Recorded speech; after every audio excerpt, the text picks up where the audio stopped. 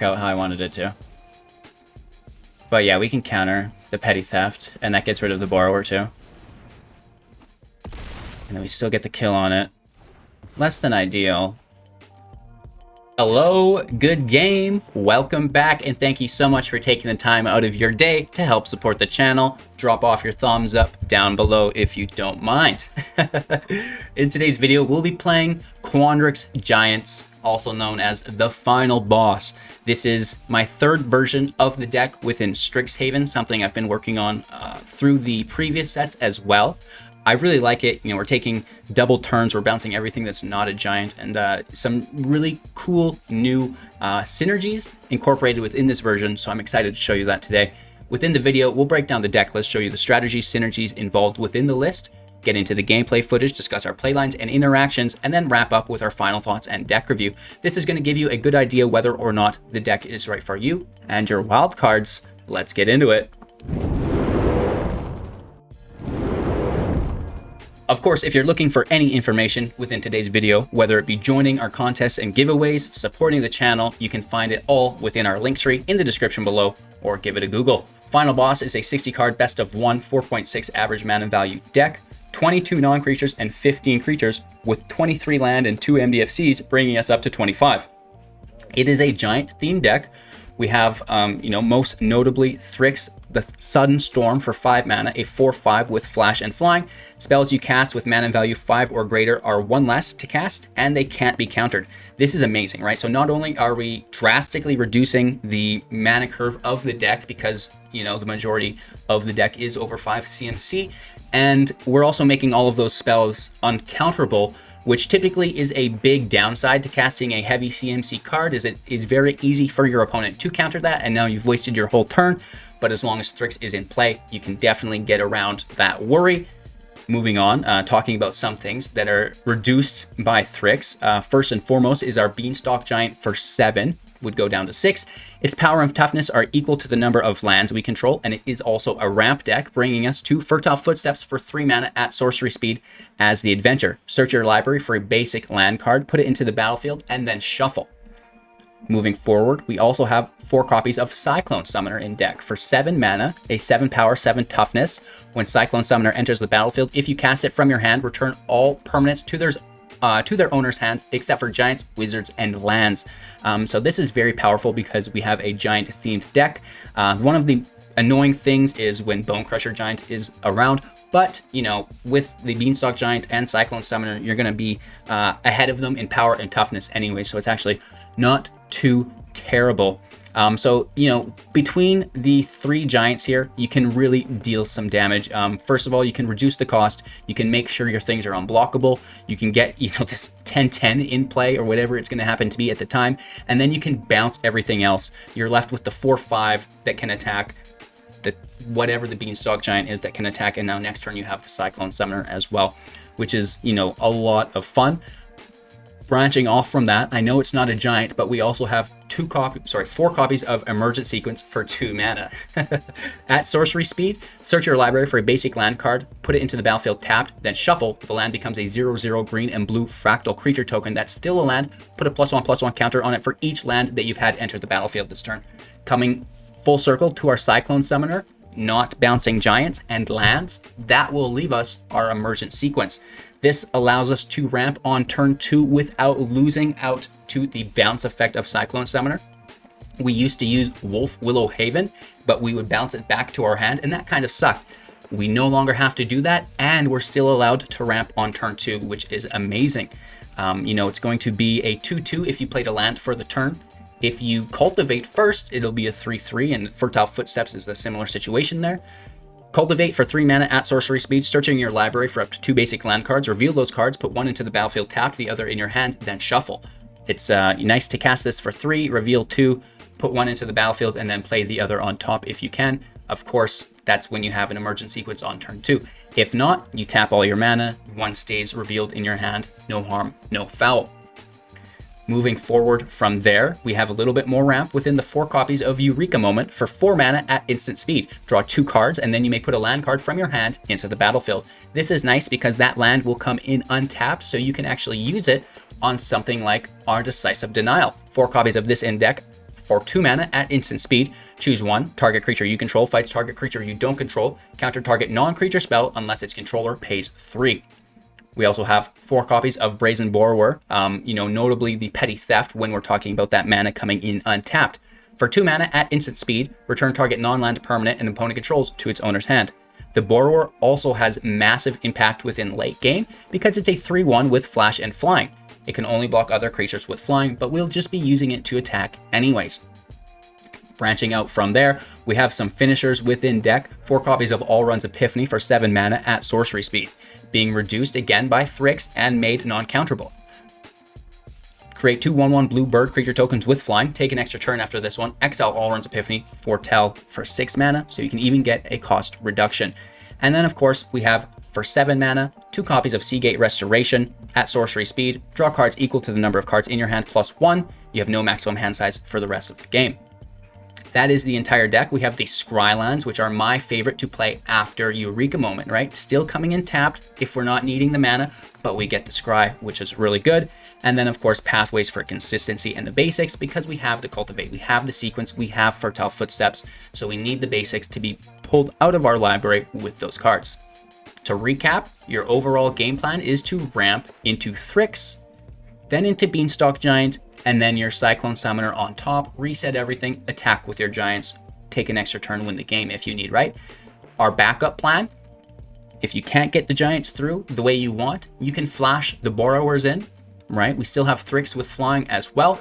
And then you cast Alrund's Epiphany in succession, so you can get a couple turns of flying attacks through for lethal. So ramp, survive, stack Giants, try to finish it. If you can't, do the Borrower routine to sneak out of it. Thanks again for your time and attention. Make sure to check out our sponsors within the Linktree link. Everything from clothing via Into the AM, everything you need. Chair and computer desk wise from eWin Racing. And of course, you can get your arena codes through Grey Viking Games. You can also support by joining our Patreon, and don't miss out on our 500,000 gem giveaway, D&D rare playset being bought by myself for an individual as well, and we just gave away a Scalding Tarns and so many more things going on. So don't miss out on that. Jump into the Discord, and of course, if you don't know about the giveaways, just search the giveaway up on my channel and you'll find lots of videos. Watch the latest one. Enjoy today's gameplay footage. I know it's a hoot and a holler. Great deck, love it. This is definitely one of the final bosses of Quandrix Giants. I'm not sure how we could possibly improve on this deck. I think it's perfect. Let me know what you guys think throughout the gameplay footage in the comments below. Thank you all again for your time and attention. We'll be back to wrap up with my final thoughts after the gameplay. So we have the lands. We have the payoffs. We just need a little bit of ramp, I think, and hopefully we can scry into a Cultivate. Huh. Now, that is interesting. I like Fertile Footsteps.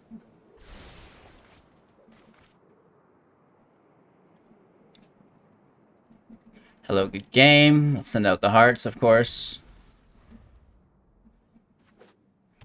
They're playing nice and slow.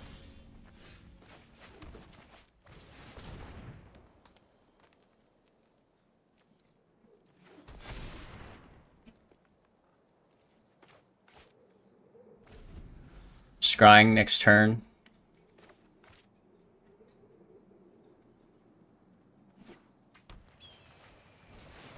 They're cultivating. So we're both getting a little bit of ramp in. We have the moment, the turn after. 2 planes. Interesting. I'm intrigued.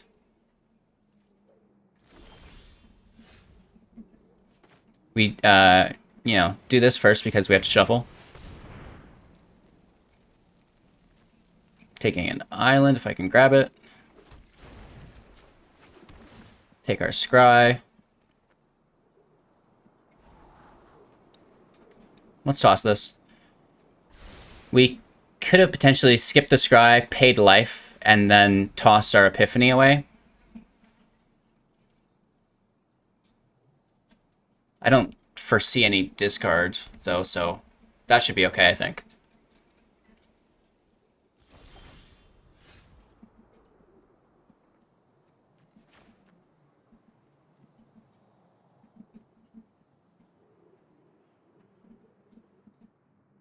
I guess, just like ramp it out.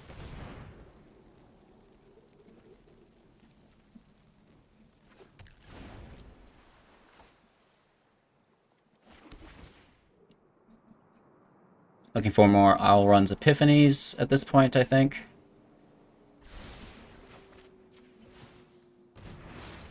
I will not attack. There could be Omen of the Sun, right? There's not, it appears. I'd rather play safe and not lose my land yet. Alright, their mana is, you know, of every type, which is quite important. Yorion over, and they foretell over.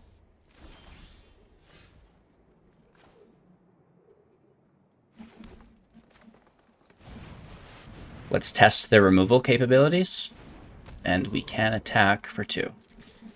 Down to 18.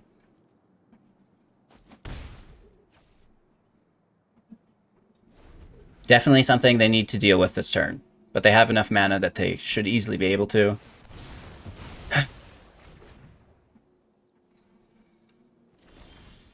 Welcome to Doom Days. 3, 6. We'd grab 3 cards here.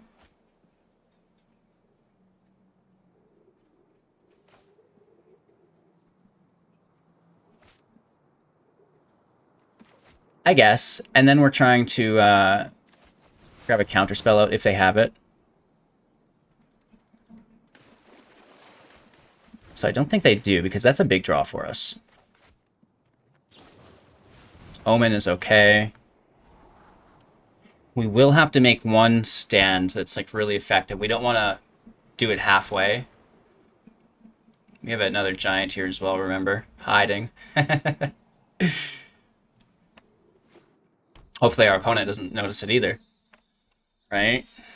You can see it through my sleeves. Yeah. I don't know. I'm distracted. Sorry. Yorion in play. Bouncing the Omen. It's good. It's definitely a play.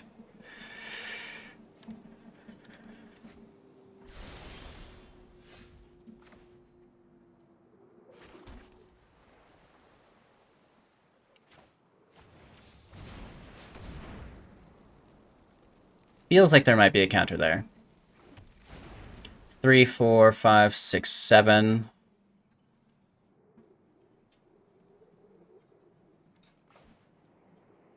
They doomed the first one, but now they've got Yorion in play. So let's just go straight for the giant. Again, could be countered. Could be removed. They sack for the scry.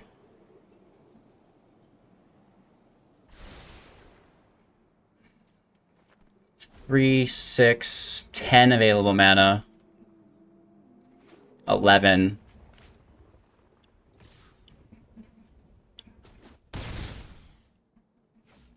Interesting. Do they doom the whole field now? Ondu's Inversion. So very interesting. Let's try another giant. Pass our turn. I can't believe they nuked their Orion. They must have Elspeth Conquers Death. Ooh, that would get us good, and that's something we don't want to bounce. Arrgh. This would be frustrating.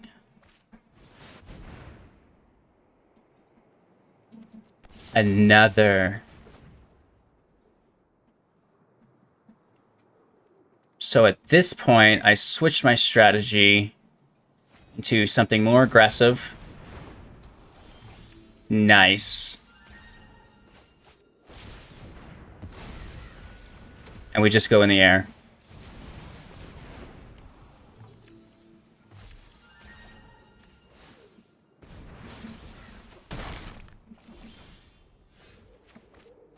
Woof.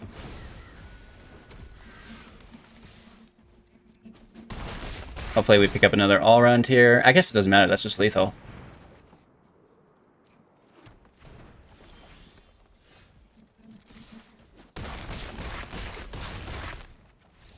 Nice, right? So you can kind of try to play that giant game, and if it doesn't work, you know, I just flip the narrative and go in the air with the aggro once you have accumulated a couple Allruns. Going first, I mean, I think it'll work. I guess. The third land's nice, always. It's not a ramp spell, though, so it has to go. We need to cultivate.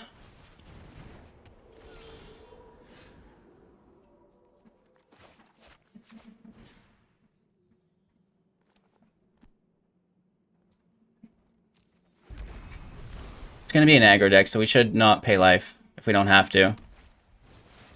Okay, turn off. That's great. That's easy to bounce, too.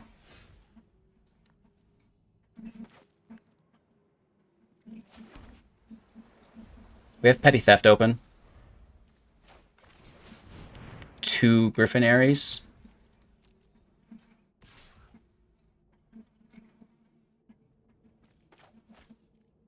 Okay. I think I'm just going to put my Borrower out.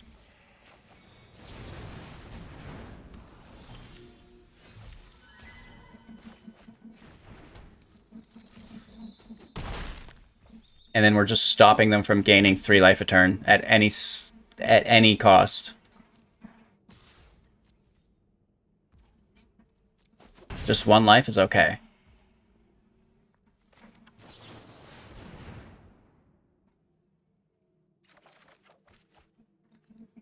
Land out's great.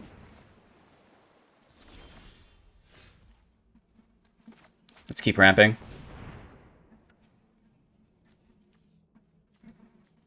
Holding Petty Theft up.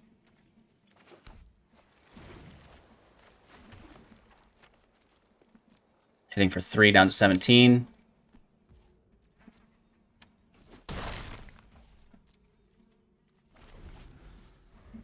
The 2 Cyclone Summoners are nice as well that we've ramped into, right? No blockers. This is fine. I am feeling sorry for my opponent, though.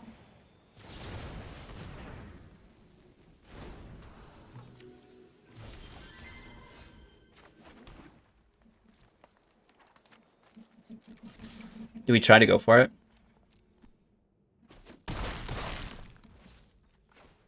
Why not?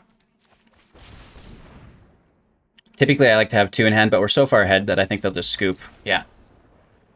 They kind of bricked, and we definitely popped off. Our opponent plays first. We have turn 2 ramp. That's good. I like it. I don't like how cold it is in here today. Like, I am straight freezing. Brr. Chilly mornings in Canada still, ladies and gentlemen. Ooh, so that's free and clear for us. Turn 2 ramp, I love it. And then we also have turn 3 ramp.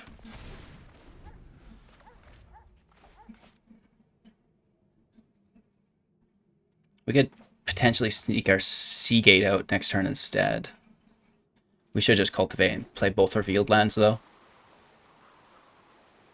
Well, no, because we want to play around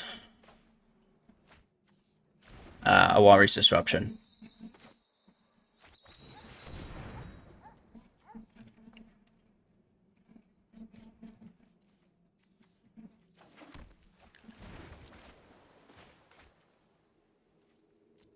I'm not feeling brave today.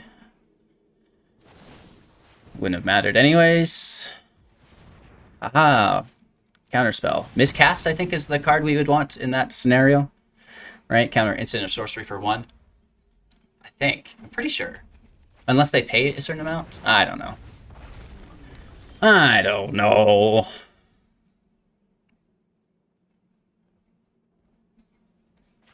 So let's definitely scry. Sequence goes. And then we'll foretell Epiphany. This turn is gross, though. If we get hit with a gold spell, I'm going to freak out. No? Okay. Just counter magic, I bet. 3, 4, 5. This could be 6, but let's scry instead. Looking for more Allruns. Looking... Ooh. Ooh.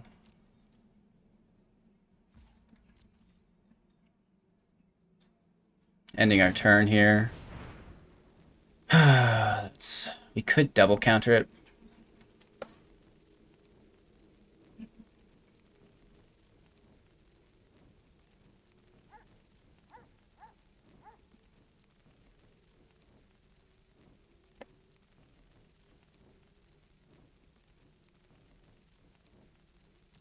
All right. That was a hard hit to take, I'll admit.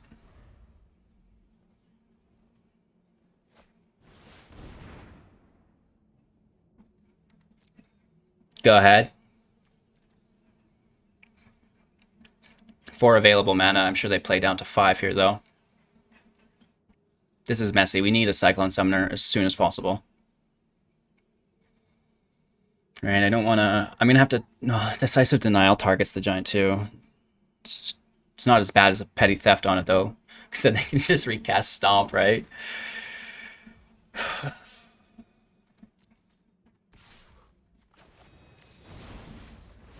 This could pull out a counterspell. Saw it coming. Or they take it and just replay it for the extra treasure.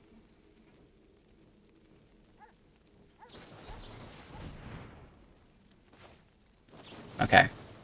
Let's counter Saw It Coming. At least get some value going, right? And this is on their turn as well. They don't have the mana for it. And now they can't replay Galazeth. And I don't think they have a negate. 1, 2, 3, 4, 5, 6, 7. Oh, it went through. It went through. It went through. Cool, cool, cool. So that kind of sets up our future turns a bit, I hope. Looking for Alrund's Epiphany. Oh, haste. And he's got 4 mana. Wow. That's so good. That's so good. 2, 3, 4, 5, 6, 7. They have Brazen Borrowers on our Beanstalk Giant. That really sucks. Ooh, straight into Galazeth.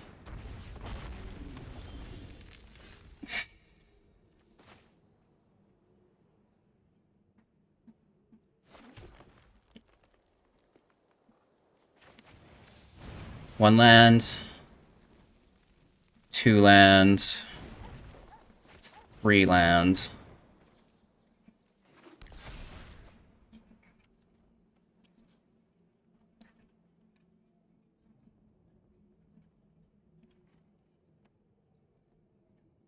And we still have a Petty Theft with a counterspell on the back end.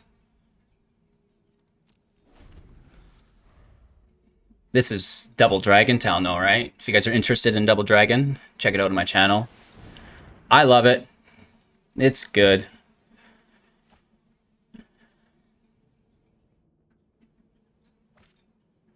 All right, they take a land. They have plenty of mana production already. So they're into attackers already. So let's bounce that Goldspan. They do get mana production from it, but they can't replay it with haste because they're already into their attack phase. We get hit for 3.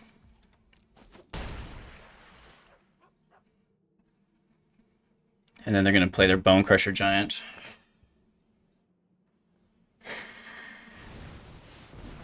And they still have 3 mana up.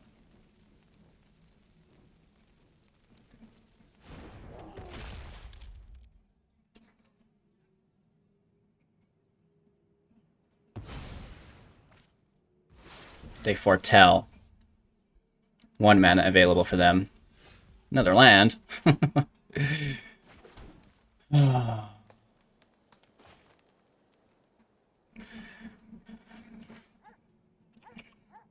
QQ for your total land tap, and then Z to cancel. We have 10 available mana. Right, did that include our... No, we have 11 available mana. So that's 7 and 4. But they're not countering it, and I have protection. Right? We have that 4 mana instant speed for our denials this turn.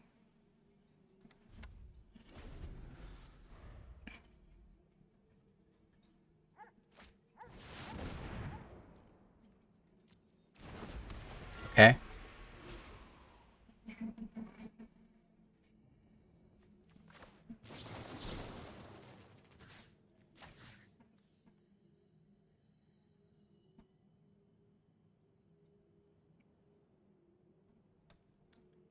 Let's hit Galazeth first, just so we're not giving them a treasure for the first interaction.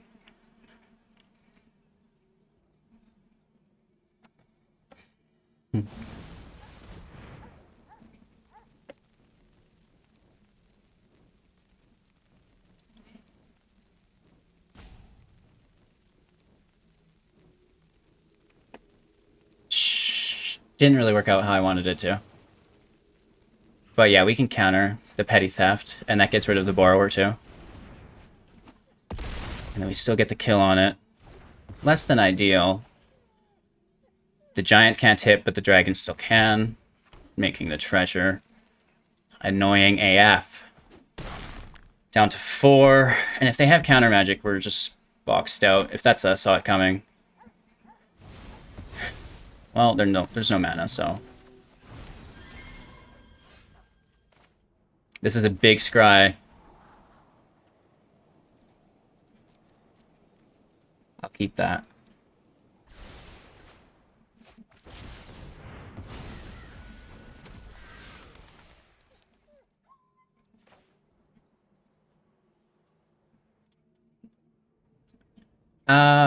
We have 1, 2, 3, 4, 5.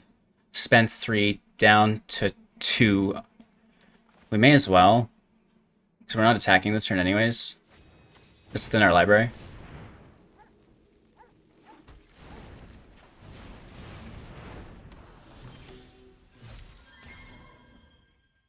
The Bone Crusher is a giant.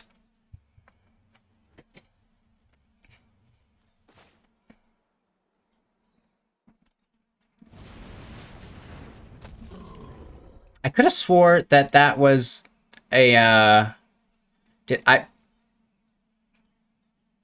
Didn't we have a Thryx? That's what I thought. This was a Thryx. I distinctively remember. I'm like, oh, 4/5. I can block the Goldspan Dragon. What just happened to me?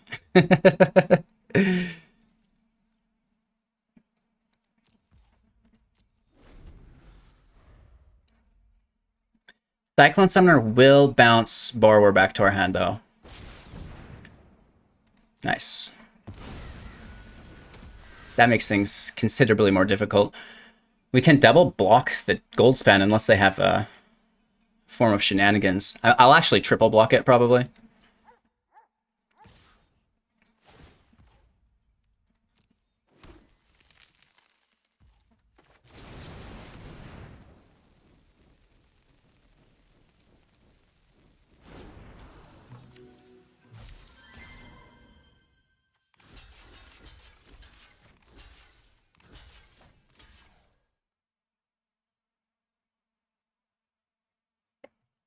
I understand that they could kill everything here, right? Wipe it all. But if we don't do it, or we leave it, and we just block with 1, and hopefully there's no trample.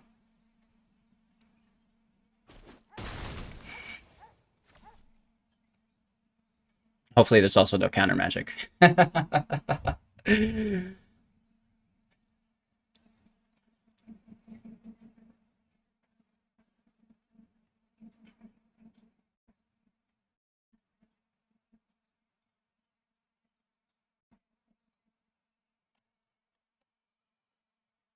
They want to interact with us now. Okay, that's a really good play. Really good play.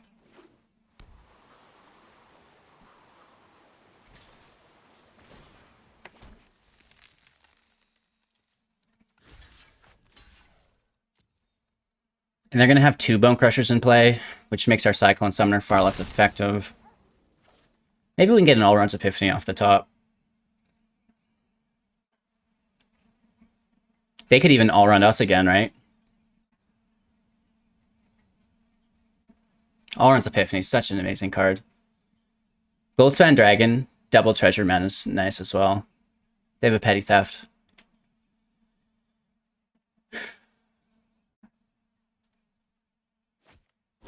Oh, good game. Magma Opus in the house, shutting us down. That was a good match. I actually really like that. Woof. All right, so great deck. How can we improve it? 2 copies of Negate. Stops Ugin, stops Ultimatum. That's all we really worry about for the most part. What do you guys think? We didn't really run into those things today, but you know, Decisive Denial is great, but I do think that we may need a hard counter, whether it be Test of Talents or Negate. I think I favor Negate because it can counter that Ugin as well. That could be problematic to us if they have enough mana, right? Like Decisive Denials, it is hard to play around, but it can be done, right? Whereas Negate, it's not an option. And I really like the fight effect from Denial. Do we need Negate, right? Let me know in the comments below what you guys think. Thank you so much for your time and attention. Have a magical day. Support the channel if you can. Check out the link tree for all of our contests and giveaways. And we'll see you soon in the next.